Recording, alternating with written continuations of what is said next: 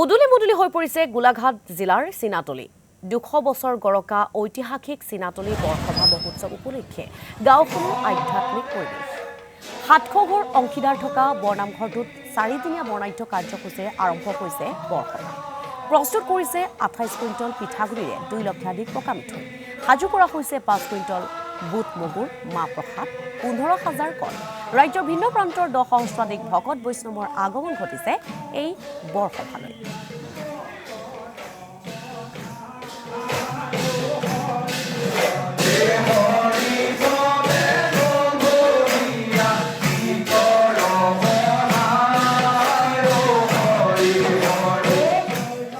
সমগ্ৰ অসমৰ ভিতৰত আমাৰ যিভাগ বৰসভা হয় এই বৰসভাভাগ উল্লেখনীয় বুলি ক'ব লাগিব যিহেতু আমাৰ প্ৰায় 150জন দেউৰীয়ে আজি দুদিন ধৰি